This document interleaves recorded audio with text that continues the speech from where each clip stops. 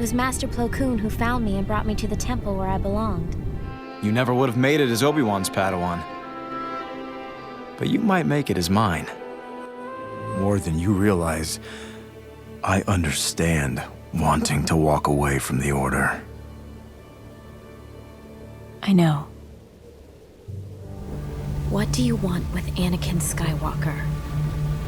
He is the key to everything. Ahsoka. Anakin. Welcome back to part 3 of the complete life of Ahsoka Tano. In the previous episodes, we saw how she started as a naive warrior, fearless but with a simplistic view of the Force and the war. Her exposure to many different populations, with differing views on the Jedi Order and the Republic, and even meeting with the separatist Monteri family, all helped to show her how complicated the galaxy was. With Anakin and Obi-Wan, she would be brought to Mortis, and become infused with the Force energy of the daughter, the embodiment of the light side of the Force. Over these adventures, she would also see a darker side of her master, a trait that others in the Order felt was rubbing off on her, as both master and apprentice were fond of using fear and threats of physical violence to save the day. Everything changed when she was betrayed by her close friend Barriss Offee, framing her with the temple bombing, causing the Council to expel her, and making her an enemy of the Grand Army of the Republic. Skywalker was the only Jedi to defend her, working tirelessly to reveal the true culprit. But the damage had been done. She saw how the public was coming to hate the Jedi, how the Jedi were turning against the Order and the Republic, and how they so quickly turned on her. In an instant, her lifetime of dedication was destroyed, and with it, her unrealistic view of the Order. Ahsoka once proudly saw the Order as the embodiment of moral perfection, and each Jedi an undeniable force for good. Despite Offee's crime, Ahsoka was troubled by the validity of her thesis, that perhaps the Jedi Order was just another type of organization, a political organization at that, as they were increasingly pulled away from their role as peacekeepers. It crushed her to think that for all the wisdom and kindness in the souls of members like Plo, Yoda, Kenobi, and Anakin, that if she looked on the Order without her biases, they were all just functioning as warrior politicians. As she said when she devastated Anakin with her choice to leave, she wasn't sure if this was a mistake or not, but that she had to find out on her own. She had to follow her instincts. The Force was calling her to something else. And while Tano was out there operating on her own, alone in this crazy war-torn galaxy, Yoda was deeply troubled by his role in all of this. It was his idea to pair Ahsoka and Anakin all those years ago, seeing it as a necessary test for them both. Ahsoka would be with someone that would understand her recklessness and strong-willed spirit, while Anakin would understand why his behavior was so frustrating to everyone else.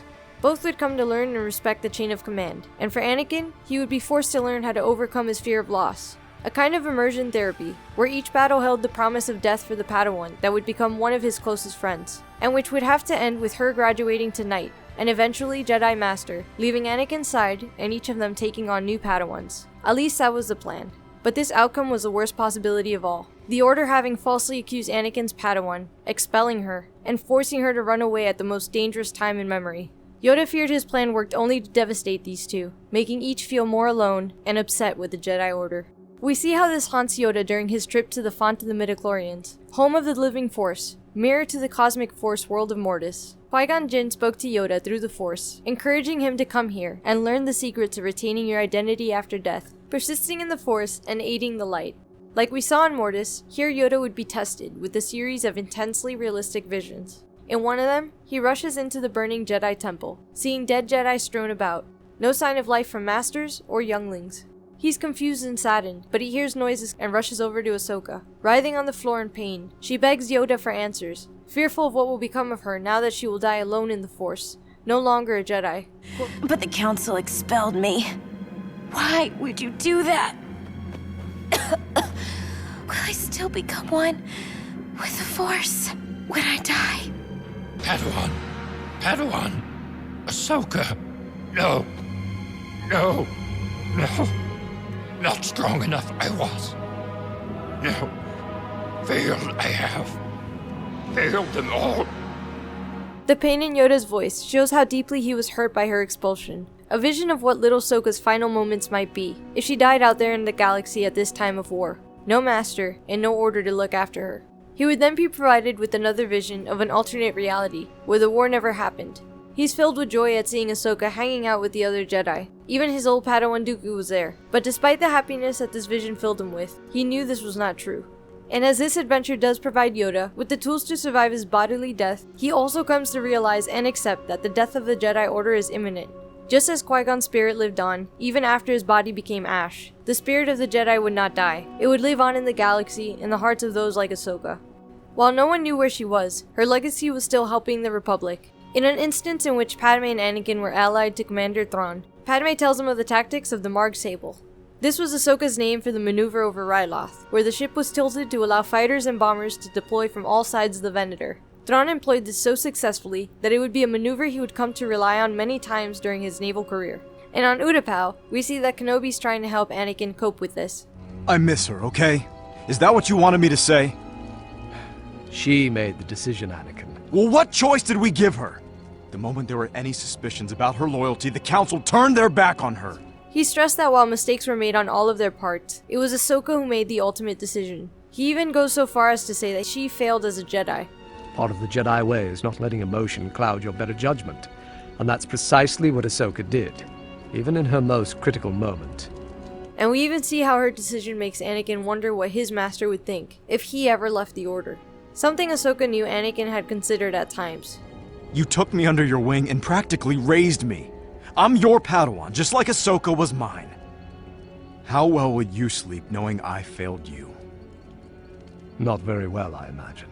Meanwhile, Citizen Ahsoka was simply trying to lay low and make ends meet. Just days before the end of the Clone Wars, we find her traveling through Coruscant on a junky old speeder bike. When it malfunctions, she's sent sputtering out and crashing into incoming traffic as she plummets towards the infamous 1313, where a mechanic hears Ahsoka talking about everything that was wrong with the bike. Sounds like you know a thing or two about engines.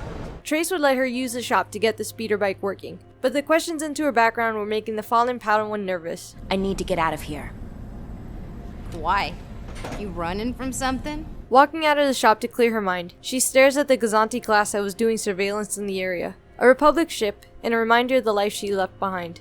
Composing herself as she goes in to see that Trace had completed all of the repairs for free, and she says that whatever Ahsoka's afraid of topside, she can hide from down here. Things are simpler below the surface. No Jedi tearing things apart for the sake of some war. I'm sure you have your problems up there with the Jedi running around, starting wars, policing everything. But they're interrupted by debt-collecting thugs, and once the fight looks like it's turning against Trace, Ahsoka steps in and shows everyone that she's not just another helpless soul of the lower levels, catching the attacker's fist and scattering them with a painful display of her martial arts skills. Where did you learn to fight like that? My older brother taught me. The thugs were there because of Trace's older sister Rafa. As always, she was behind on payments, but promised a big score was coming.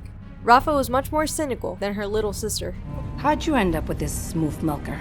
When they see a Twi'lek customer put an order for an illegal droid, she puts Trace and Ahsoka to work.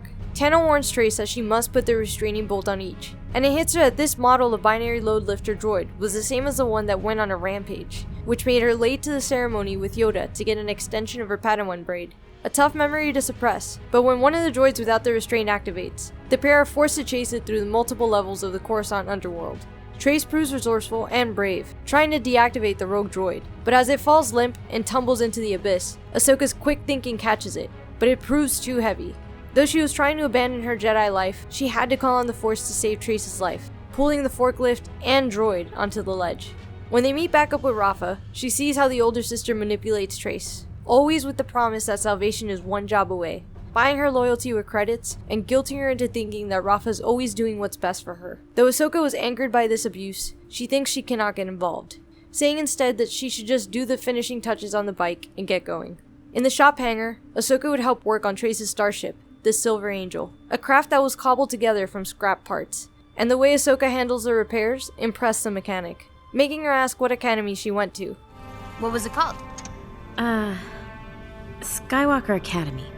Rafa returns to tell her that she just hired out the ship for a job, the details of which are not explained. And as they make their way off-world, Trace breaks out of the civilian lane and gets hailed by a Venator. Have you lost your mind? This is military airspace. Ahsoka knows the little craft is not really a concern, and urges Trace to just go back into the lane, ignore the comm, and keep moving. While on the bridge of the Venator, we see that Anakin detects a disturbance in the Force. No, it's nothing. They'd be able to make the jump to hyperspace, but as soon as they arrive, Ahsoka's alarmed. Rafa never told them what they would be transporting, and as soon as she saw it was Kessel, she had a clue.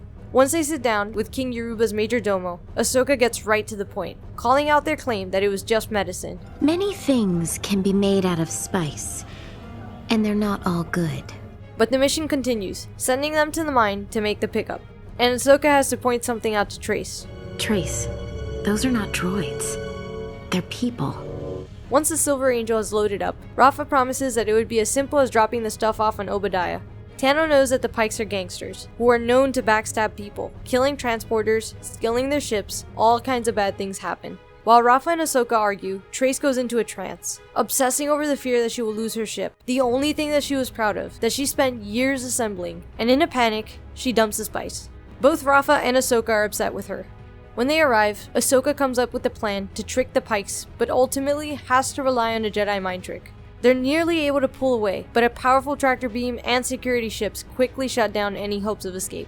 The trio are tossed into prison to await execution, and when Ahsoka talks about how morally wrong it was to work with drugs and gangsters, Rafa had enough of the high morality. We got a regular Jedi here. What if I was? Mom and Dad saw it coming. They got Rafa and I out. But they weren't so lucky. Afterward, the Jedi came back and one of them came over to me. But not to worry. The Force will be with you. That's it. Then she was off. Just after this, the guards would come to take Rafa away, to be tortured for information on the spice's whereabouts. When that didn't work, it was Trace's turn. The younger sister's a bit more crafty, faking that she fainted to grab a blaster and shoot her way out. With Rafa still unconscious, Ahsoka's able to manipulate the lock and free them. They have to sprint through the prison complex, and when the bridge to the city was retracted, Ahsoka would again have to hide her calling on the Force, making the impossible leap and sprinting off before Rafa could ask any questions. They would race through the city to try and find a way off-world. Blaster fire would erupt through the streets, which caught the attention of a hooded Mandalorian. They were able to get onto a speeder, but the sisters were recaptured after this getaway vehicle was shot down. What is she doing here? Her presence could compromise our mission.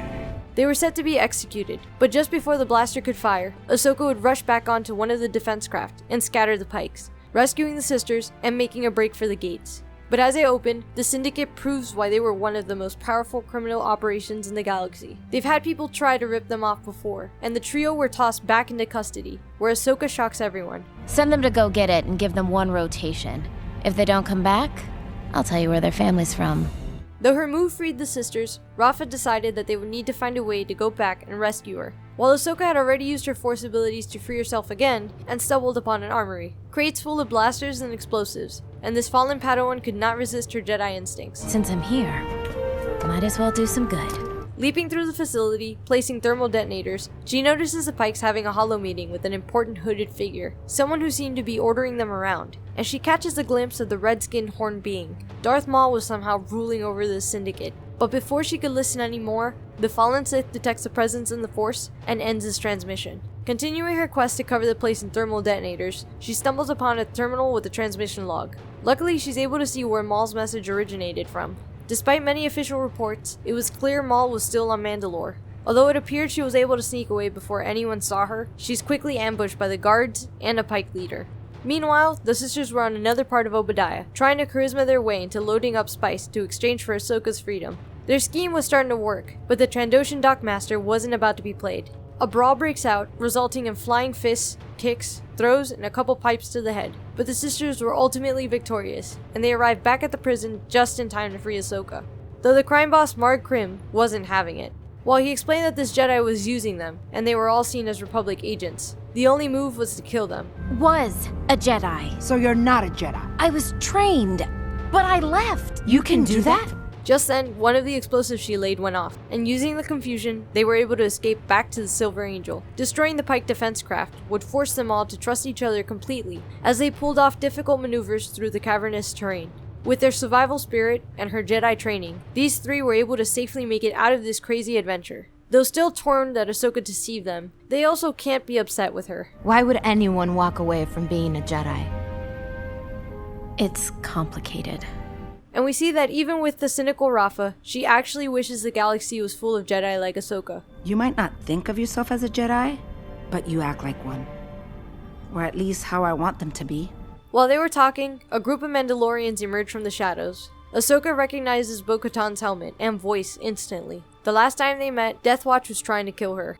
But this warrior hoped this Jedi would become their ally. Death Watch is gone.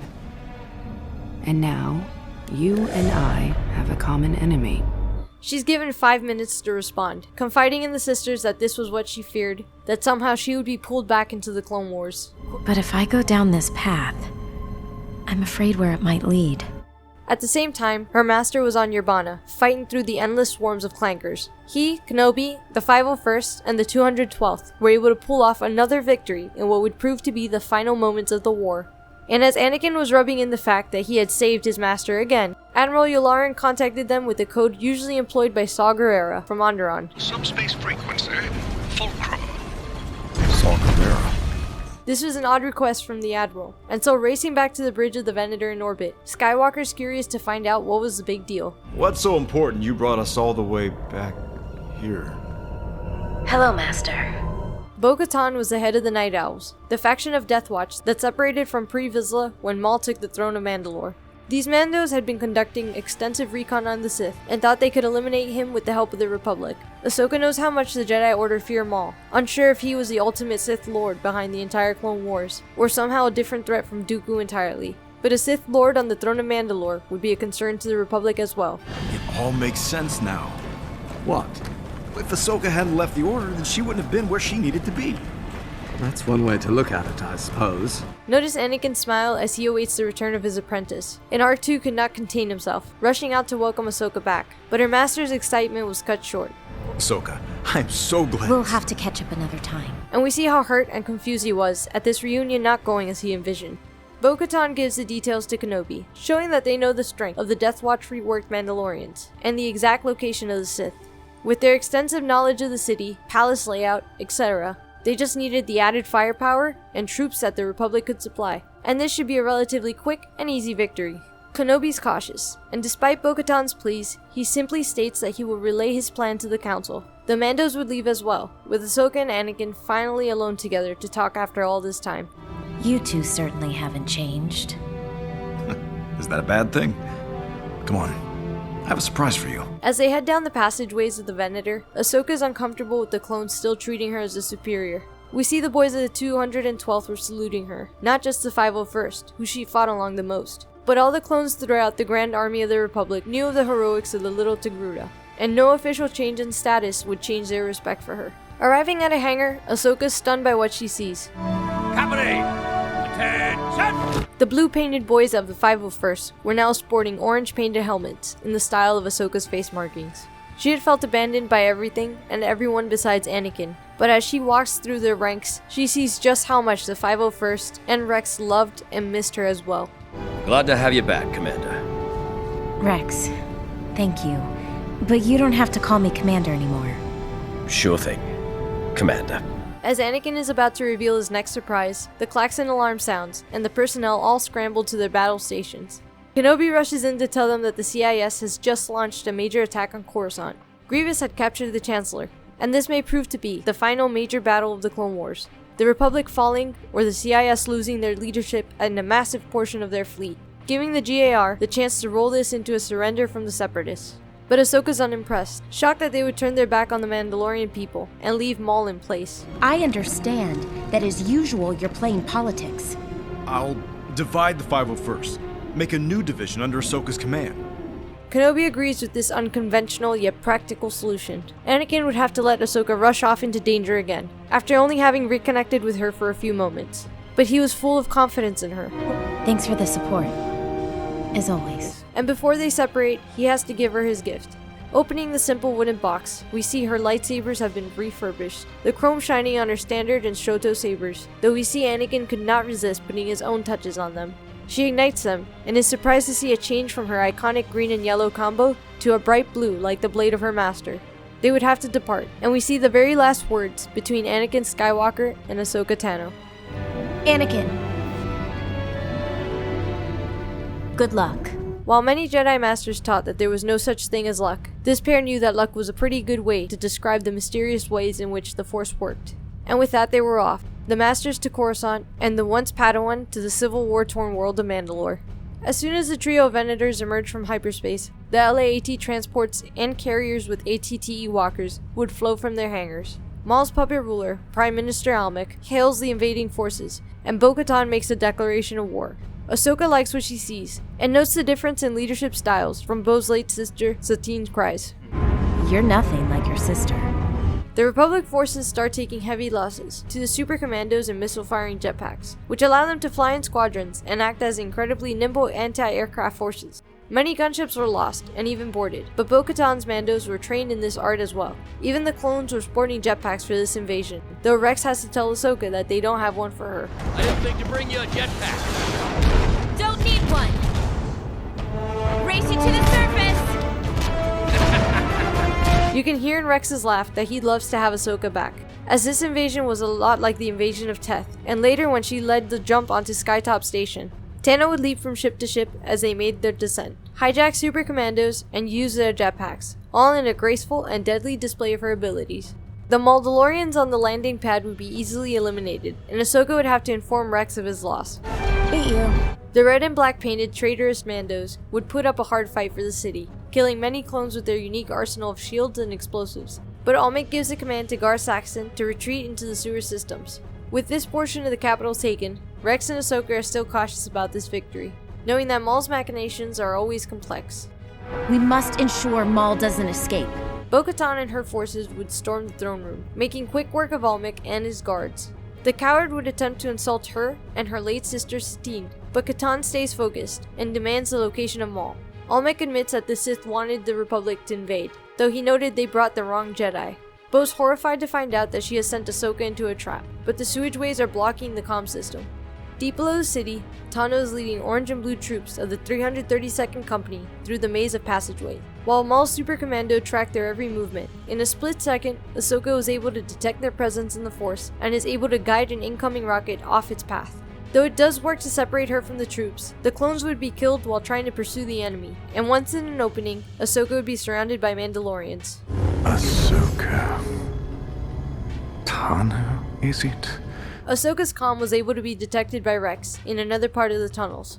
As the clones blast many of Maul's guards away, he calmly engaged her in saber combat, before using the Force to hurl Rex against Ahsoka and run away. They tried to chase after him, but for now he was lost. In the Combined Forces forward base, Rex, Ahsoka, and Bo reach out to Kenobi. He mentioned a name, Darth Sidious. And Obi-Wan tells the story of how he had learned the name from Dooku on Geonosis, just moments before the outbreak of the Clone Wars, and that other evidence had indicated that this third, even less understood Sith Lord was the true puppet master all along. Dooku could no longer provide any details on this, since Anakin had just killed him. If they were to learn more of this Darth Sidious, Maul would be the only hope. Ahsoka hopes this means they will get reinforcements, but Kenobi explains that he cannot, and Anakin too is on a special mission. He is to spy on the Chancellor, the man that was a lifelong friend and mentor, and Ahsoka can't believe that Obi-Wan would ask her to try and support this, to contact Anakin and talk him out of his protests, to side with the Council.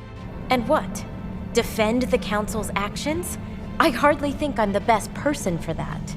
Their conversation is interrupted when Rex runs in to report that Maul's forces have just launched a counterattack. She runs off but turns back to Kenobi for one last remark. Tell Anakin. I will. What she wanted to say is unclear. With that, she rushes with Rex back to the sewers. Arriving on the scene, she recognizes one of the troopers. I'm here, Trooper. Sterling, isn't it? The wounded clone is in panic, telling Ahsoka that Maul has slashed through them and took Jesse alive. With the fallen Sith, we see that he was able to use the Force to pull information out of Jesse, learning all he could about this Ahsoka Tano. What is this? Ahsoka Tano. They know that searching this maze of tunnels is hopeless. Instead, she, Rex, and Bo head to the main detention center to interrogate Almec. He explains that Maul was going mad, plagued by some impending event, and that a name kept coming to him. It was not Sidious, but before he could say it, Gar Saxon is able to fire 2 rounds off into the Prime Minister's chest. With his final breaths, Ahsoka is able to get the surprising answer. What name? Skywalker. The assassin would be pursued, but he too would escape. And with Maul, we hear him giving a rousing speech that would lead these Mandos to their death. And if you die, you will die as warriors. Topside, the leaders of the Combined Force look upon the war-torn city, where Republic forces are rounding up civilians to put them in camps. This is said to be for their protection, to evacuate them from the war zone. But Bo-Katan knows Mandalorian sensibilities would not accept this for long, forcing Ahsoka to calm her down. The Republic forces will depart, once we capture Maul. They would debate as they walked into the throne room, where Maul was seated upon his throne. Bo would rush forward, firing her blaster pistols, but this was no challenge to the Darksider. The Zabrak would return Jesse, leading Ahsoka to tell Rex to leave with him. And once the city erupts, both Maul and Ahsoka agree Bo should go to lead her Mandalorian forces. Now alone with this elusive Sith, Tano tries to ply him for information. Though Maul is open about everything, explaining the role of Sidious and Maul's plan to defeat him. The time of the Jedi has passed. They cannot defeat Sidious. But together, you and I can. The war comes closer to the palace. Ahsoka has made her decision. A rejected Padawan and apprentice would combine their forces to destroy the true Sith Master. But she has one final question. What do you want with Anakin Skywalker? He has long been groomed for his role as my master's new apprentice. You lie. The one thing she could not believe was that her beloved friend and master could ever fall to the dark side. If Maul was wrong about this, he could be wrong about anything. Maul sees that this door was closed, and the room is filled with a flurry of double-bladed red saber strikes and dual blue blades. Both with their own difficult and rare fighting styles, they seem evenly matched, forcing Maul to flee through the palace window. Scaling the hanging skyscrapers and springing across the rooftops, he makes it into the metal beam lattice structure that supports the dome and covers the city. We could have destroyed Sidious. Only for you to take his place. Again, they would engage in saber combat. This time Maul would get the better of her, stripping away Ahsoka's blades and trapping her on a separated beam. Just one saber strike and she would fall to her death. But they had never fought before this day, and he didn't realize this was one of the most quick and agile fighters the Order ever produced. Moving past him and grasping his blade, she's able to get him onto the wrong side of the beam and slice through it, causing him to plummet to the city below.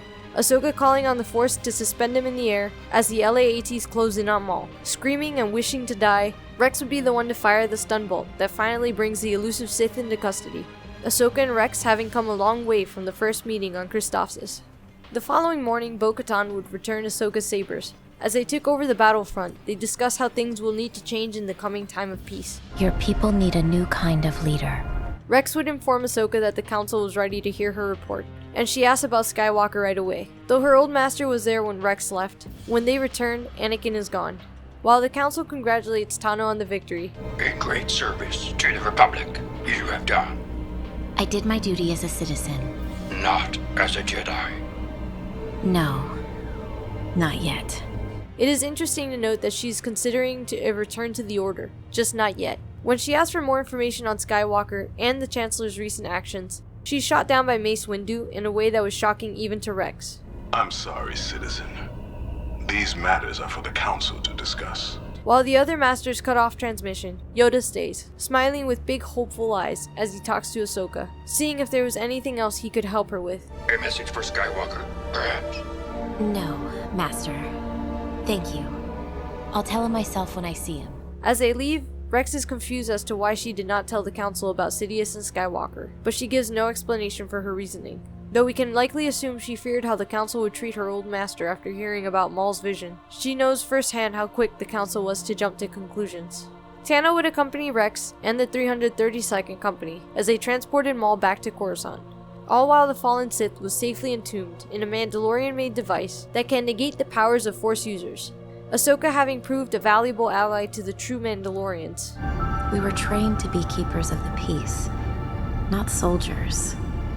But all I've been since I was a Padawan is a soldier. The Republic couldn't have asked for better soldiers, nor I, a better friend. They salute each other, but are interrupted by a communication. Maul and Ahsoka hear Anakin's fall to the dark side, as he chose to protect the Chancellor instead of Windu.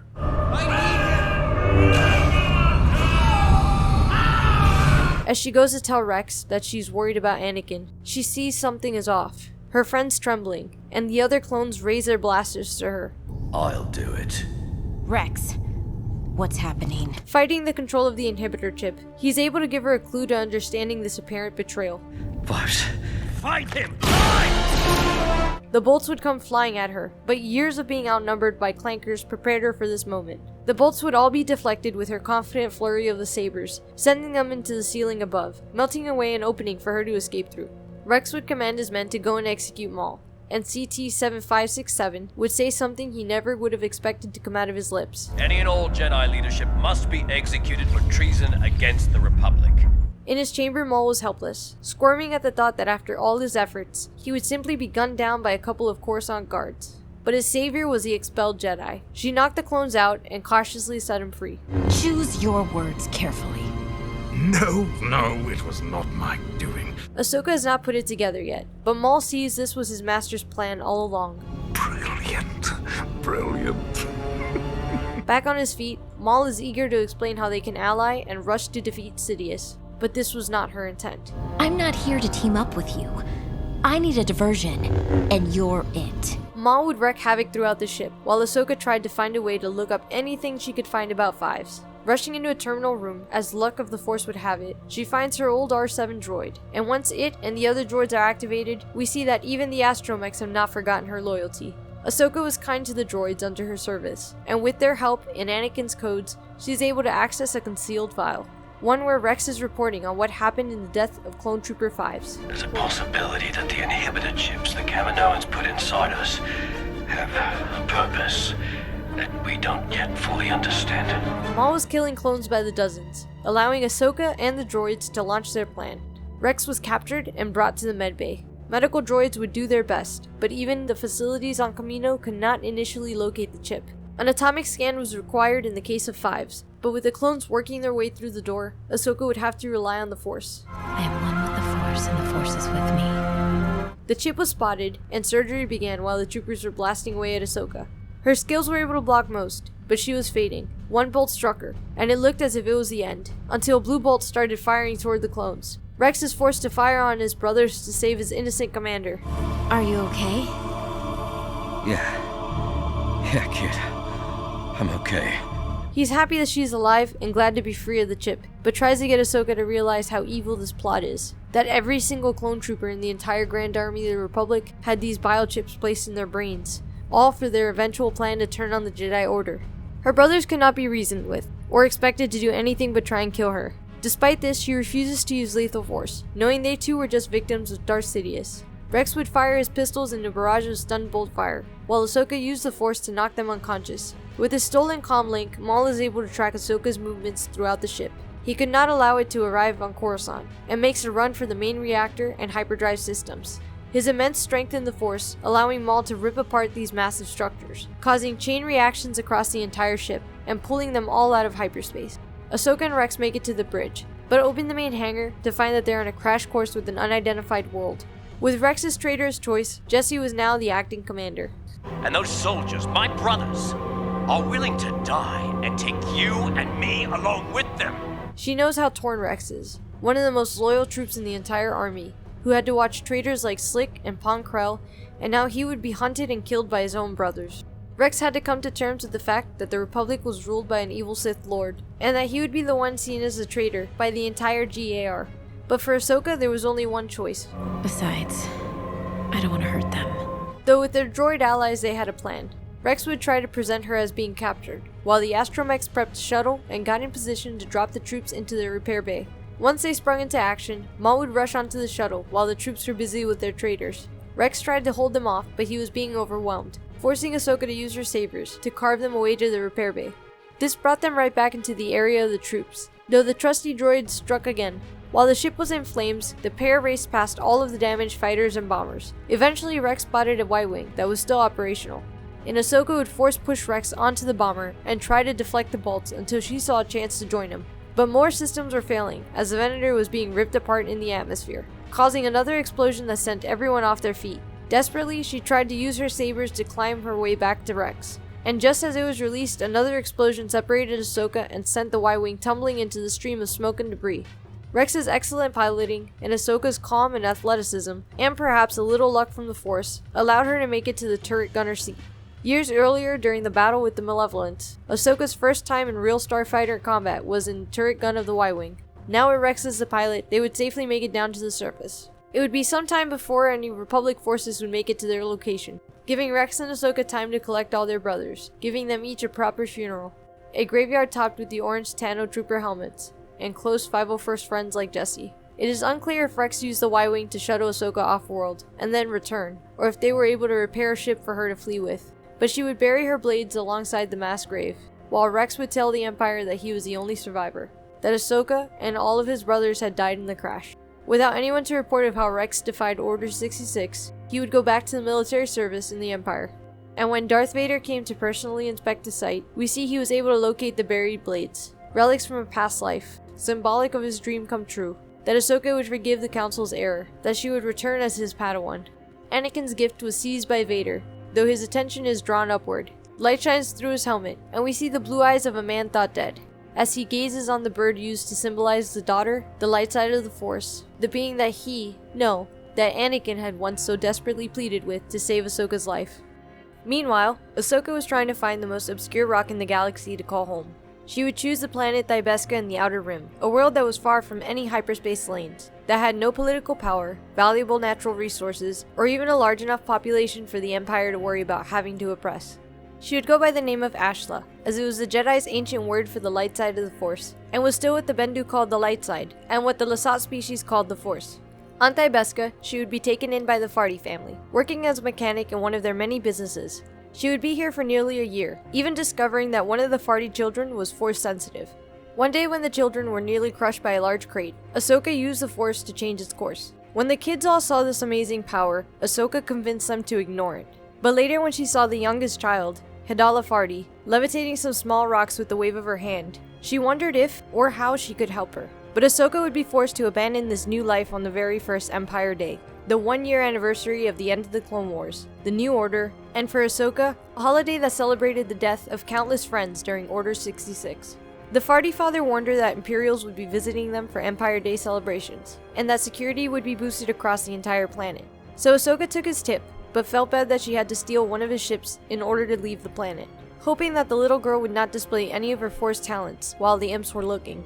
From here she would discover the farming moon of Raeda, also in the Outer Rim. Her skills with all sorts of droids and machines meant she quickly found a job here as well. Working for rations and a place to stay in an old abandoned home, she makes many friends here, and would set up a stash house and hideout up in the caves that surrounded the main city. All went well for a while, but the inevitable march of the Empire stomped over Raeda as well. It was discovered that the entire world would shift its farming to produce the disgusting protein gel rations that the Stormtrooper army ran on. To facilitate this overhaul, the Empire would start giving production quotas to the businesses, and Stormtroopers would control the civilians, enforcing curfews and making sure they could all account for their whereabouts. Tano was tired of running, and started to prep her friends by having them store supplies and food up in the cave systems, even setting up her ship in an opening in the mountainous terrain in case they needed a quick evac, as the ports were quickly becoming totally locked down. Her farming friends are tired of the Imperial rule. Some even want to chase him off with explosives, but Ahsoka tells him that the best move for now would be to make the world useless to the Empire, slow down production of the crop, and find ways to reduce the yield to the point that the imps just abandon the whole operation. But some could not wait this long. Tibola picked a fight with the Imperial officer in the local bar, a dispute which ended with the Stormtrooper opening fire on him, the first civilian Ahsoka would witness being killed by the new Empire. Ahsoka would now stockpile materials that could be used to make explosives, water purification devices, and more rations. But it's clear that even with this incredibly small-scale rebellion, there were already numerous factions, with certain farmers too eager to blow up stormtroopers. As tensions grew, Ashla told her allies that she was a resistance fighter during the Clone Wars, evoking the kind of background like the Andron rebels that were trying to chase off the CIS. Some of these rebels were intent on bombing the Imperial Administration building, and more of the civilians were imprisoned. While the Imperial military presence was increased, Ashla found ways to bomb their tanks in order to render them immobile, while also saving some of the prisoners, though another of her friends was killed by stormtroopers. The imps then made it clear that they were going to execute all of them in the streets, and Ashla had to call on the Force to push them all back, allowing her and her rebels to flee to the cave hideout. Her friends were upset that she hid these abilities, not only that she lied to them for so long, but that her powers could have saved all those that were already killed in this uprising. With a survivor of Order 66 detected, she just solidified the Imperial presence on Raeda. More civilians were arrested and tortured for information, but her friends told her that she should flee off-world while she still had a chance. She promised to return, but for now would head back to the Farty family. Though her acts of defiance drew the attention of Senator Bail Organa, who was secretly looking for embers of rebellion, but her actions also drew the attention of an Inquisitor. the sixth brother, who was tasked with hunting down survivors of Order 66 and any Force sensitives that could be corrupted into future Inquisitors. Studying the reports, Bail Organa suspected this was Ahsoka Tano, and had Captain Ramus Antilles work with R2-D2 to track her down. The Farty family on Thybesca took her back in, knowing why she had to steal the ship, but happy to have the excellent mechanic back, and the kids loved to have Ashla back as well. When she talked to the Force-sensitive child Hedala, she told Ashla that she had sensed a shadow was watching them. For now, Ashla would focus on laying low and completing whatever odd jobs came up for the family, but she had the growing suspicion that they were dabbling in illegal smuggling. One of these missions earned her the ire of the Black Sun Crime Syndicate, which was under the Crimson Dawn organization secretly ruled by Maul.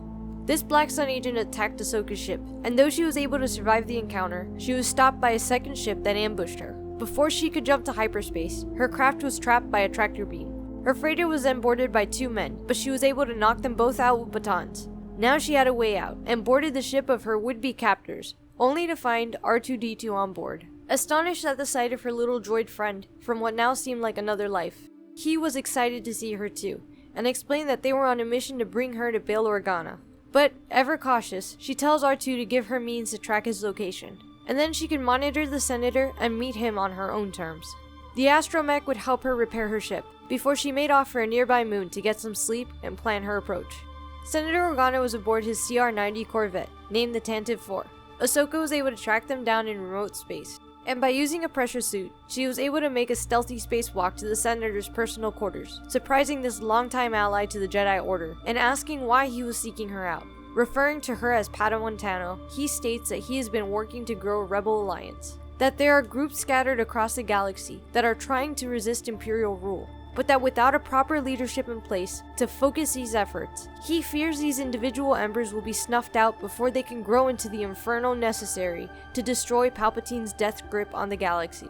She was skeptical at first, but with his assurances that she would not need to take a battlefront role, and that he would use his resources to help protect any Force-sensitive children Ahsoka discovered, they had a deal.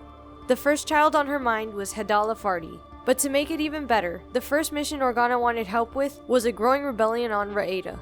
She could help to try to make things right on the farming world, and learn more about this Inquisitor that had shown up there in search of the Togruta that used the Force on a group of stormtroopers. Organa showed Ahsoka footage of this being wielding a red lightsaber, killing her rebel allies on that world, all as a means of drawing her out. Though she wants to rush there and free her captured friends, the Senator is able to convince her to rest first. And that night, she has a vivid dream of when she was a youngling completing the gathering, when she discovered her first kyber crystal.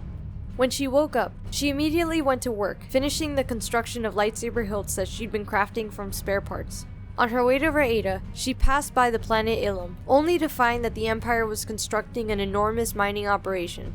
Judging by the security, it appeared to now be a high-level military project, a complete strip mining of the most sacred world to the Jedi Order. Devastated and confused by this discovery, she was forced to continue on with the mission.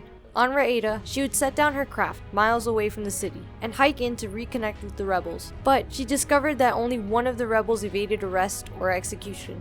A woman named Mayara was still free. She was starting to set the crops on fire, but Ahsoka told her to hold off on this for now, to hang back while she tried to sneak into the Imperial admin building to free the only other survivor.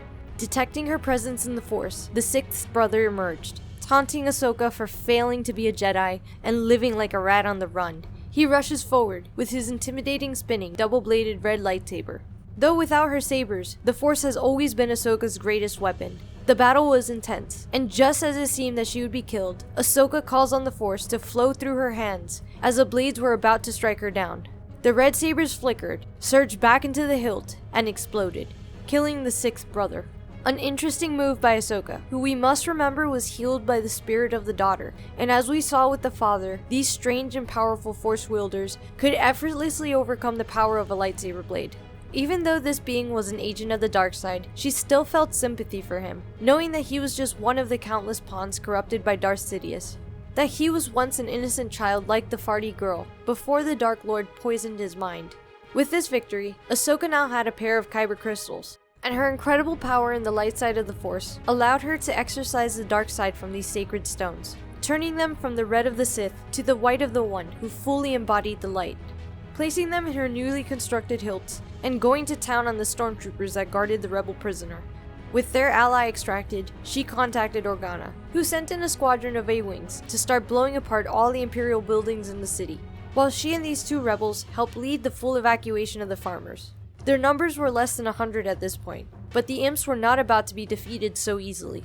Hover tanks opened fire on Organa's transport craft, and though Ahsoka was able to disable 2 of them, with a final shot the gunner was able to land a shell in a group of fleeing civilians, causing her to call on something darker within her to implode the vehicle.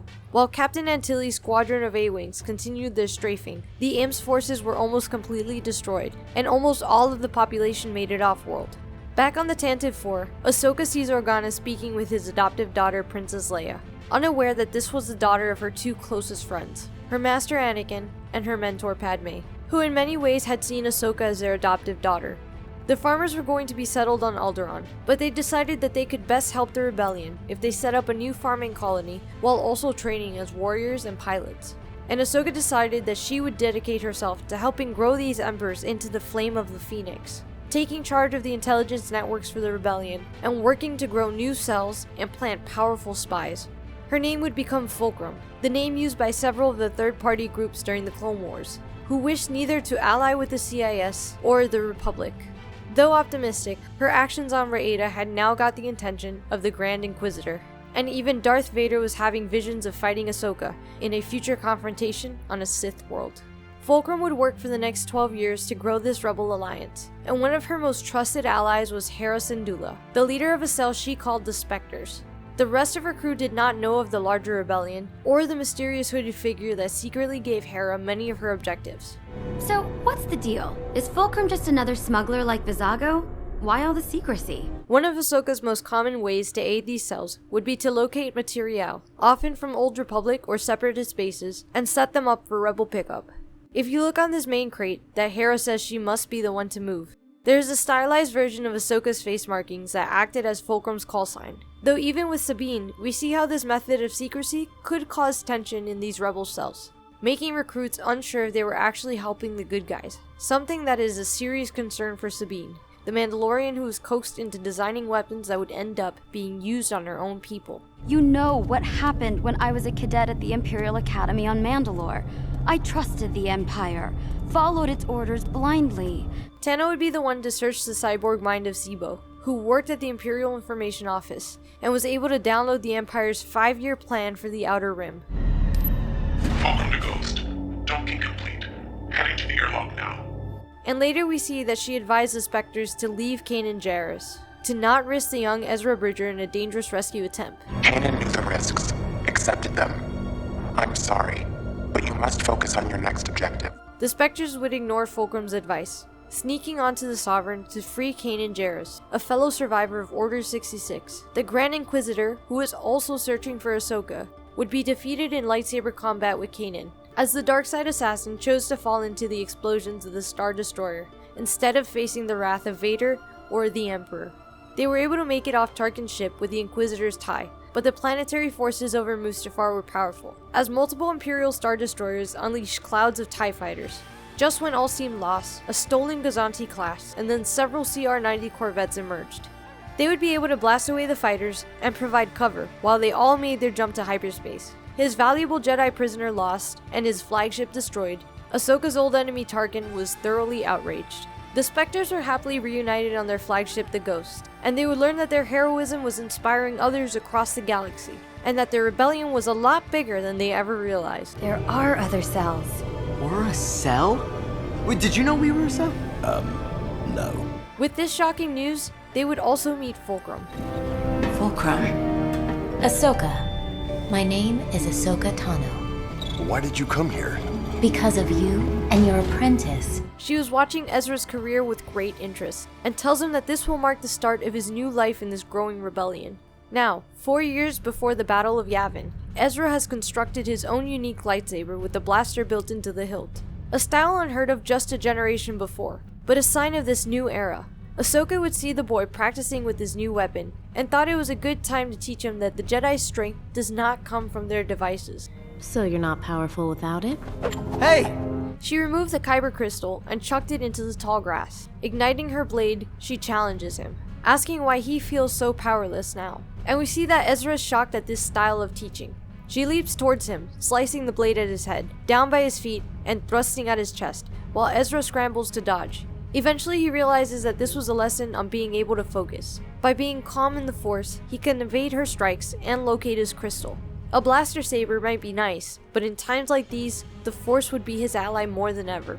Later we would see that Imperial Minister Tua wanted to defect, contacting the Spectres via a contact on Lothal, and promising to give over Imperial secrets. I assure you my intentions are sincere. To prove it, I will trade secret Imperial information. She even hints that there is a greater reason for the Empire coming to the remote world of Lothal. Outwardly it was just to set up a weapons facility, but the true purpose was something only Palpatine's inner circle was aware of. As the rebels debate what to do about this supposed defector, Ezra has already sensed that she was telling the truth. Ahsoka smiles as she sees the Padawan step up, taking the initiative and telling the minister that they would come to extract her. Their mission would result in a firefight that resulted in the minister's death, as the imps blew up their own shuttle to prevent its escape. When Chopper came to the rescue with the civilian transport, the ATDP walkers were able to shoot this down and force the rebels to flee on foot. They set up in an abandoned home. This entire mission was being watched by Darth Vader, the Sith Lord recently sent to Lothal to tighten up the Imperial's control of the capital city. A stormtrooper raid would force them on the run again, seeing their only move was to risk sneaking into the Imperial factory to steal the ship. While making their way out, they can't pass up the opportunity to steal some powerful shield generators. But as they're loading them onto the Sentinel-class shuttle, Kanan detects an incredible coldness in the Force. The cold. Darth Vader would introduce himself to the Spectres for the first time. His crimson blade ignited, he makes his way to these two Jedi, and easily hurls away the Master, before turning to the Padawan, smashing the boy against the leg of a walker, and turning the boy's own blade against him, the blue blade coming closer and closer to Ezra's throat. Luckily, their allies are able to detonate explosives on the walkers, creating an enormous explosion that sent several of them falling on top of the Sith. Covered in flames and a pile of scrap metal, for a second the Jedi thought they had a victory. But as soon as the wreckage started to lift into the air, and the Dark Lord rose to his feet, they knew it was time to run. The rebels would evade the Imperials long enough to contact Lando Calrissian. As soon as they dock with Jun Sato's flagship, Chopper starts bleeping that a tracking beacon had been activated. The Spectres rush to the bridge to tell Sato and Ahsoka, and right on cue, a TIE Advance comes screeching out of hyperspace. Rebel A-Wings are scrambled, but this Sith was the best pilot in the galaxy, weaving through the interceptors, blasting some to pieces, and opening fire on the Pelta-class flagship. Hera scrambles to the Ghost, hoping to use his superior shields and firepower to destroy the TIE Advanced. Ahsoka wants to join, and they detach just as Vader had completed another strafe, knocking out the shields and engine systems. The turrets on the Ghost would prove a challenge for the TIE, chasing it away from the fleet and requiring the Sith to put his skills into evading the incoming fire. Ahsoka picks up on something in the Force, and wants to reach out to identify this ace pilot. Force is strong with him. Even Ezra was picking up on this cold presence, noting the feelings of fear and anger and hatred coming from this being. Vader would sense the Jedi's probing through the Force, and would use it to try to strike fear into them, while also learning more about who they were. And this would answer a question both of them had been seeking the answer to for 15 years. The apprentice lives. The confirmation of her greatest fears, this connection to such a deep darkness, overwhelmed Ahsoka and knocked her unconscious. A trio of Imperial Star Destroyers would emerge from hyperspace and capture the Rebel fleet. The Pelta-class flagship was blowing apart from all the damage, forcing the crew to abandon ship. Their escape pods made their way to the two CR-90s as they were able to turn around and make the jump, while Vader focused all his attention on the Ghost. Hera was one of the best pilots in the galaxy as well, and sees that their only shot would be to try and pass right through the space between two of the ISDs, jumping just before they could engage the tractor beam, catching the TIE Advance instead of this Rebel freighter. When Ahsoka regains consciousness, she immediately wants details on the Sith Lord they engaged on Lothal. I haven't sensed a presence like that since the Clone Wars. Though we see Ahsoka's deeply troubled at who she suspects this Sith Lord to be, unsure how exactly this could be possible. Meanwhile, on the Star Destroyer, we see Vader contact Darth Sidious, and the Chosen One shows that he has no doubt about who he just reconnected with. I believe the apprentice of Anakin Skywalker lives. Are you certain? It was her. and they know that she may lead them to other survivors of Order 66. To other lost Jedi. Such as Kenobi. For now, the Emperor states that Inquisitors would be dedicated to hunting down Ahsoka Tano and her 2 new Jedi friends. After this devastating loss and disturbing discovery of Darth Vader, Ahsoka knows they must push even harder to expand the rebels' strength. They must spread out and develop stronger alliances, but they also agree that they should find a suitable location for a permanent base, as up to this point, it was always a flotilla that would float around in obscure parts of the galaxy. During the briefing, Ahsoka sees how Ezra is bold in front of her superiors, reminding her of herself as a young Padawan, unafraid to voice her opinions against her master, the Council, and even the Supreme Chancellor. She tells him that she knows of one man that could prove an invaluable resource. A great military commander with a vast knowledge of the Outer Rim. He could assist us in finding a base. The Spectres would be tasked with finding Ahsoka's old friend, and to help them, she gives the crew the head of an old Separatist tactical droid. These droids were great at finding things, calculating. And she explains why she will not be joining them. The Sith Lord. There are questions that need answering. As they depart, she turns to her fellow survivor of Order 66 and tells Kanan that he needs to trust this man. Kanan and Ezra wonder why that had to be stressed, but they make their way to the desert world of Silos. As they get closer, the droid picks up on a repeating signal, 7567, and Ezra spots something on the horizon. Pulling up over it, they see that this is an old Republic tank. Kanan grows nervous, and as they depart, he tells his Padawan to stay on guard. When old men come walking out, Zeb is unimpressed, and as soon as Ezra mentions the number 7567, their leader says that was his birth number. Kanan instantly knows these must be clones, activating his lightsaber at the sight of Jedi killing troopers. Jedi, they've come for revenge. Wolf is having a hard time snapping out of it, but Rex is able to talk him and Gregor down, and when Ezra says it was Ahsoka who sent them, the old captain is happy to call them friends. Ahsoka Tano. I fought by her side from the Battle of Christophsis to the Siege of Mandalore, and a friend of hers is a friend of mine. He says that after the war was over, the Empire put him and his clone brothers on increasingly more meaningless duty, eventually reduced to traveling around and assessing old CIS and Republic military sites, as well as obscure worlds on the fringes of the Empire. This was a sad end to his heroic service.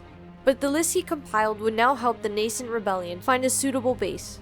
He agrees to help give them over, but when Sabine goes to download them, she sees that this terminal had sent a message out to the Empire. She storms back to confirm Kanan's fears that the clones had set them up, still loyal to the Empire. But Rex is genuinely confused, denying this, though noticing that Wolf is suspiciously quiet.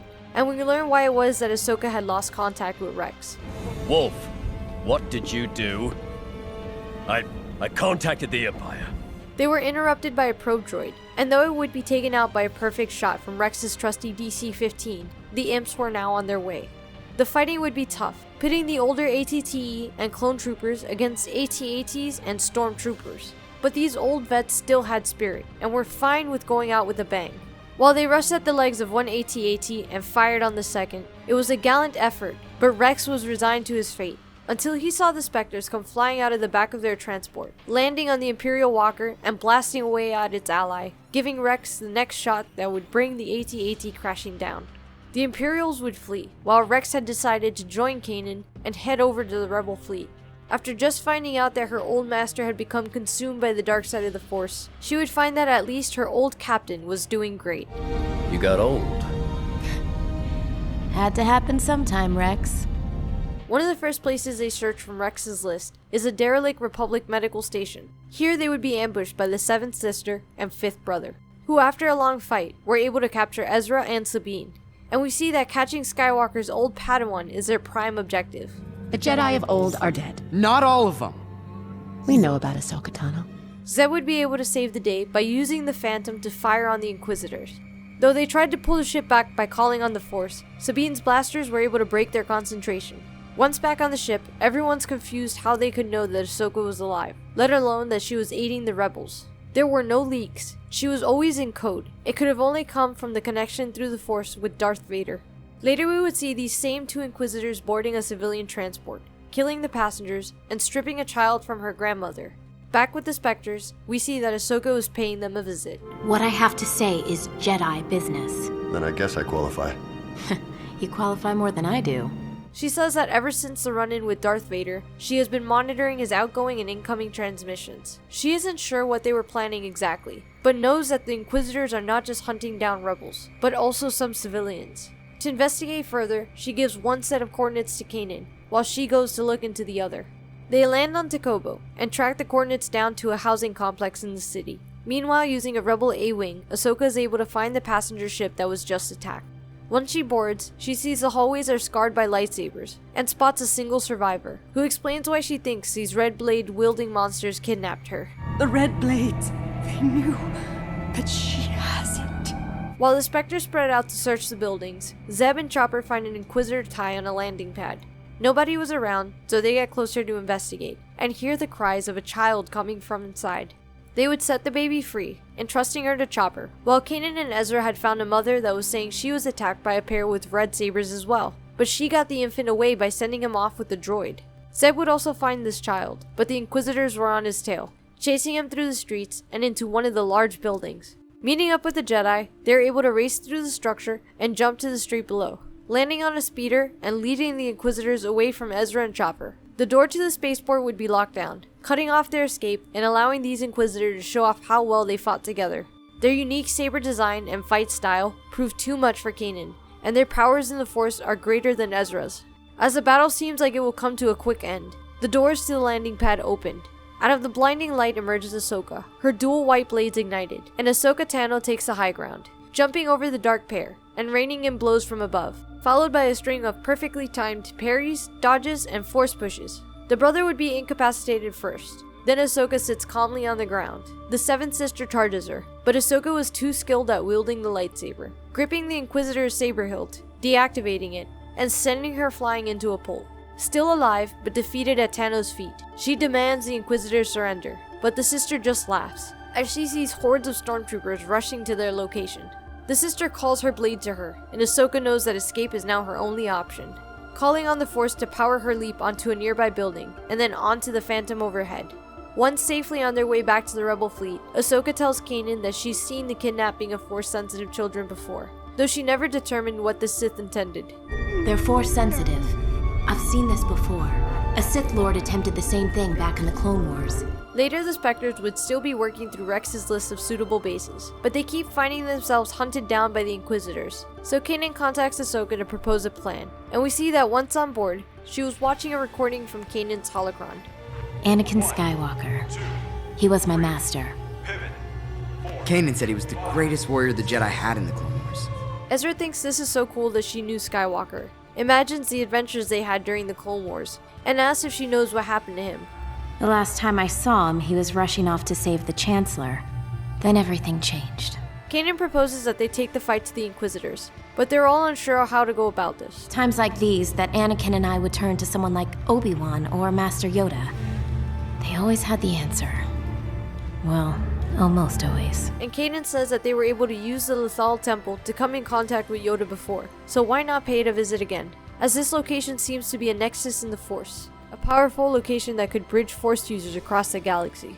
Once they land, Ezra defers to the two older Jedi, explaining that she needs to stand on this symbol in order to open the temple, but she passes. It was my choice. I left the order. It's probably best if you two open it. And once inside, Ahsoka asks how it was that they contacted Yoda before, and they admit that it was Yoda who reached out to them while Kanan was in meditation. The trio would focus on the Force, allowing their minds to become one with its will. It is unclear if Ahsoka pieces this together, but the symbol on the circle outside the temple was a symbol of balance used by the Ones, the beings who dwelled on Mortis. And like that metaphysical world, this temple was one massive test chamber, turning the visitors' deepest held fears into horrible realistic visions. Like when Ahsoka, Anakin, and Obi-Wan first landed on Mortis, and each hear or saw things that no one else experienced. Kanan was now seeing an illuminated doorway calling to him, but no one else was seeing this. He figured it must be a vision intended only for him, and stepping inside, he finds himself in the Jedi Temple on Coruscant, inside the lightsaber training dojo, with a temple guard conducting the lesson. Meanwhile, Ahsoka and Ezra are still waiting their visions, and the Padawan asks Tano more about Yoda. He was wise, kind, but when I was young, he seemed happier. As the Clone War dragged on, he carried a great burden, a deep sorrow. She opened her eyes to see that Ezra was gone, and she feels the presence of her old master. You were selfish. No! Her vision playing on her doubts about her decision to leave the Jedi Order all those years ago. You abandoned me. You failed me. Do you know what I've become? Tears flowed from her eyes as she strikes out toward the voice, collapsing to the temple floor as she realizes this was just a vision, but it confirmed what she already knew deep down, that Anakin had fallen to the dark side. Her beloved master was now the tortured and twisted Sith Lord, so consumed by his anger, emanating nothing but pure fear and hatred. The man that was the only one to stand up for her in her toughest times had become a cold and evil void in the Force. Ezra was communing with Yoda through the Force, and he explains how the Jedi let their fears corrupt them during the Clone Wars. But this lesson was interrupted by Inquisitors. They were using their sheer will in the dark side to rip this temple open, glowing red lines encircling the entryway. And we see that once Kanan shows his complete faith in the Force, he is officially knighted by the Guard, who takes off his helmet to reveal he was the Grand Inquisitor. Before he was corrupted, he was once a Jedi like Kanan, a high-ranking temple guard, and Kanan Jarrus, his real name Caleb Dune. He was only a Padawan when the clones killed his master during Order 66, and one insecurity was that he was just one Padawan teaching another. But this vision from the Force showed that Kanan should be proud of how much he had grown. As the temple is collapsing, we see Ahsoka was recovering from her vision, and despite it proving her worst fear, she was more certain than ever that she could save Anakin. There's still a way. Illusions of temple guards would appear and encircle the Inquisitors, blinding them with pure light as they make a run for the exit. Ahsoka detects another presence in the Force, looking back to see a smiling Yoda, these two giving each other nods of assurance, each having great faith that even in the time of powerful evil, the light would be restored. Once safely away from Lothal, Ezra says that Yoda told him that in order to defeat the Sith, they must find Malachor. Though the young Padawan has no clue who this Malachor person is. Malachor isn't a person, it's a place. And we see that Vader would personally arrive to search this ancient Jedi site, congratulating the Inquisitors on their find, while they didn't mention the fact that they were stopped by a mere hallucination of Jedi Temple guards. The Rebel Alliance had been able to finally set up a permanent base on the incredibly remote world of Atollon, and after the long-fought fight with the local giant spiders, Ezra was getting some well-earned rest, looking up at the sky to see a small green and white bird. The full nature of this creature, known as Morai, is not fully understood, being at least a servant of the daughter of Mortis, or the actual incarnation of the daughter, ever since she transferred her life over to Ahsoka. While looking at the bird, Ahsoka comes into his vision, telling them that they have to get ready for their mission to Malachor. My experience, just when you think you understand the Force, you find out how little you actually know. And as they walk away, we see the Morai was still watching over them. Ahsoka, Kanan, and Ezra would make their approach via the Phantom, and in transit, she would speak with the very concerned Rex, who urges her to wait, that once he finishes some duties with the base, he could bring reinforcements, even joking that he could order her to listen to him. You know, I could have ordered you to take me along. You don't exactly outrank me anymore. When they land, the surface appears to be completely barren, except for a few columns sticking out of the ground. As they near one, Ahsoka tries to read the old Sith tongue, while Ezra is called to the pillar. Once this Jedi places his hand on this ancient Sith device, it descends, and the surface begins to shatter, sending them tumbling down to an enormous Sith complex. What is that? A Sith temple. The Padawan asks Ahsoka what she meant by saying they're here to gain knowledge. What kind of knowledge? The forbidden kind. To defeat your enemy, you have to understand them. As they make their way toward the main pyramid, across an ancient battlefield between the Jedi and the Sith, who were frozen in the moment of their deaths, they were ambushed by the Seventh Sister. An explosion sends Ezra falling to an even lower level, and after some searching, he's approached by a mysterious, frail-sounding man. You seek knowledge. The Padawan had sense enough not to trust a stranger he met under a Sith temple, but for now, he would have to go along with this being. The hooded man saying that the Inquisitors were his enemy, and that he hated the Sith for what they did to him. Ahsoka and Kanan had lost sight of the Inquisitor, but Chopper was able to find their ship. A red saber would come spinning at the astromech, but he was able to dodge it, and then get inside of the Titan, take control of it, and open fire on the sister. When the rebels arrive, they're able to take her prisoner, though they don't understand why she was on the planet before they even arrived. The Inquisitor was not tracking them, but whomever came in the derelict ship that the rebels had noticed here as well. Meanwhile, deep inside of the temple, Ezra was able to retrieve the Sith holocron. The old master is revealed to be Maul, who urged the boy to trust him, and when the Padawan leaps down, the fallen Sith had to call on the Force to bring him back to safety, relishing the fear in the boy, as Ezra knew his life was in Maul's hands. Outside the structure, we see the 5th and 8th brothers were coming to their sister's rescue, followed only seconds by Maul's reunion with Ahsoka after 16 years. Maul! The Shadow. And we hear that Maul's rejection of the Darth title is genuine. Darth Maul lives. Formerly Darth. Now just Maul. Instead of explaining how he was allied against these Inquisitors, he decides to prove it, activating his sabers and joining the Lightsiders for this fight. The Inquisitors knew that combined, they were far too much to handle, running off to regroup and call in reinforcements. Ahsoka's not that easily convinced, however, asking Maul what he's getting at. Maul, what game are you playing? The end game, Lady Tano. With more probing, Maul explains that with the Inquisitor's report, Vader would surely be on his way. The one they call Vader will be here soon. Much like his plan back on Mandalore in the final moments of the Clone Wars, Maul was hoping to use these Jedi allies to take down his Sith target. This time not Anakin, but the fully corrupted Sith Lord, Darth Vader. Maul informs them that they can activate the knowledge of the holocron by placing it at the obelisk on the pyramid's peak. The one Sith has plenty of remarks on the weakness of the Jedi Order, and they are even attacked by one of the Inquisitors, though this was easily repelled. This whole situation makes Kanan uneasy with trusting Ezra at Maul's side. But like the time when Ahsoka was kidnapped by the Trandoshan sport hunters, she knew that this was a test for the Master. Kanan had to know that Ezra respected him and his training. He'll be fine. Yeah? How do you know that? Because you taught him. Maul and Ezra would be ambushed by the 7th sister, while the brothers engaged Ahsoka and Kanan. Maul quickly resorts to an old Sith technique, choking the sister and holding her in mid-air, ordering Ezra to strike down this defenseless opponent, using the anger of battle to make him act against his Jedi teaching. But the boy passed his first temptation.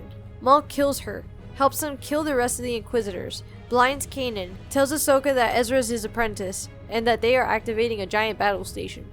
Maul rants, but Ahsoka stays focused on her saber skills. And while Kanan gets his revenge on Maul, Ahsoka scales the pyramid to save Ezra. The ancient Sith voice tells the Padawan that this device had the power to end life. Though it is not certain what this means, it's obvious that this power cannot fall into the hands of the Empire. And the voice says that if Ezra will not use his battle station, perhaps he that approaches will. From the opening, the Padawan sees Darth Vader descending from his TIE Advance. He moved closer and ignited his lightsaber. I don't fear you. Then you will die braver than most. With a few slashes, Ezra's blade was destroyed, and he knocked to the ground, helpless before the Sith Lord. Ahsoka would save the Padawan's life, allowing the boy to scurry away, while she moved to face this ghoul who had haunted her mind for years now. It was foretold that you would be here. Our long-awaited meeting has come at last. I'm glad I gave you something to look forward to. She thought she was certain that this was her beloved Anakin, but when she felt this intense darkness in person, she doubted this conclusion. I was beginning to believe I knew who you were behind that mask. Anakin Skywalker was weak. I destroyed him. When she states she will get revenge for Anakin, Vader tries to challenge this very un-Jedi-like statement. Revenge is not the Jedi way. I am no Jedi. Ahsoka full-on sprints at the Sith, an incredibly aggressive flurry of jumps, strikes, kicks, and force pushes that take all of Vader's skills to counter. The dual white blades bashing against the single crimson blade of the Dark Lord. The fight leads them away from the obelisk, allowing the Jedi to remove the holocron, breaking the process and setting off a chain reaction that was destroying the entire complex. Vader had been able to force push Ahsoka off the edge, but as he was pulling Ezra and the Sith holocron towards him, Ahsoka races towards Vader, screaming as she swung her blades at the Dark Lord's head. Vader was quick to intercept, and the sabers saved his life, but his helmet was cut through. Though just a sliver of his eye and face were revealed, the way he spoke her name confirmed that she was right. Ahsoka. Anakin, I won't leave you. Not this time. Somehow this was her master, and with her promise, which addressed one of Anakin's most painful memories, her old master pauses for a moment, perhaps deciding if he could ever return to the man he once was. But ultimately, the dark side retakes control. Then you will die. The Jedi would try to help her, but she aimed to contain them both in the temple explosion, force pushing her rebel allies back as the pyramid cap closed to separate them. The specters would race away on the Phantom, as the entire pyramid was consumed in an enormous ball of energy. On the flight back, Ezra and Kanan were devastated at the sudden loss of their friend and mentor. When he returns to Chopper Base, the Padawan looks at Rex and sees he had already received the news, hanging his head low at the loss of the little one. While back on Malachor, we see that the Morai watches as Vader staggers away, damaged but not dead, and the bird soars down into the temple. We see a cryptic vision of Ahsoka walking through one of the hallways deep below the Sith temple. This little bird, perhaps the daughter herself, would never turn her back on Ahsoka. Now just 2 years before the Battle of Yavin, the rebels had grown into a fully formed alliance, magnitude stronger than they were, fulfilling the vision Ahsoka and Bail Organa had been working toward for over a decade. While the Spectres prepared for a battle to liberate Ezra's homeworld of Lothal, the Padawan and Sabine discovered Palpatine's true interest on this obscure world. An excavation team had discovered a curious and ancient mural. They find blocks that appear to be removed from an ancient site, similar to the deepest parts of the Jedi Temple on this world. Minister Varys Hayden was the type of Imperial that most would have never seen. One tasked specifically by the Emperor to investigate sites that may increase the Dark Lord's power over the Force. When the minister makes his report, he notes that the only thing this is similar to is an obscure story from some Jedi during the war. The symbols and iconography are reminiscent of a report I discovered in the Jedi archives. The Mortis gods. And when Ezra and Sabine get closer, he notes that the only thing that looks familiar is the bird. Well, I've seen a bird like that before. Whenever Ahsoka visited us on Adalan, it was always nearby. After some time and some application of the light side of the Force, he sees the mural come to life, the ones pointing to the doorway that is opened up by the Loth Wolf. With Sabine captured, the entire base went on high alert, as Ezra was trying to figure out what to do with the incredibly hallucinogenic experience. When the minister calls it the gateway, Sabine yells for him to go through it. Placing his full faith in the Force, Ezra leaps into the unknown. He would erupt into the same endless space of stars, hearing voices from the past, present, and future, all as one in this world between worlds. This was the same place Ezra was slipping into when speaking with Yoda in the Lothal Jedi Temple. After some wandering aimlessly across the walkways that led to countless doorways, he's drawn to the sound of an owl. He never would have made it as Obi-Wan's Padawan. He might make it as mine. Hey, I've seen you before. Yeah, whenever Ahsoka was around. You were always close by. And the portal begins to glow, eventually showing us that it is connected to the Sith Temple on Malachor. Looking back through time, we see how intense the fight between Ahsoka and her old master had become, that she had plunged her blades into the pyramid floor, shattering it. But just as Vader was about to strike down the former Padawan, Ezra reaches through the portal to pull her into the world between worlds, and Vader falls through the surface, perhaps landing on some deeper part of the temple complex, which saved him from the blast.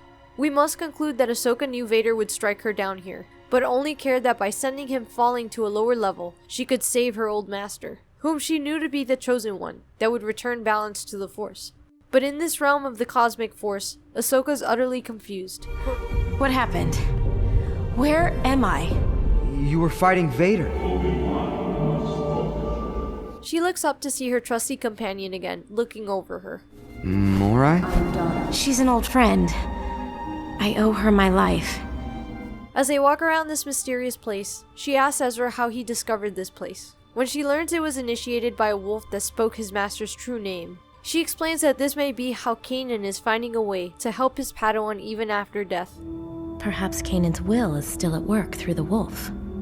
How could that be? Well, Kanan is part of the cosmic Force now. But what Ezra gets from this is that Kanan was trying to show Ezra a way to save him. I can change things.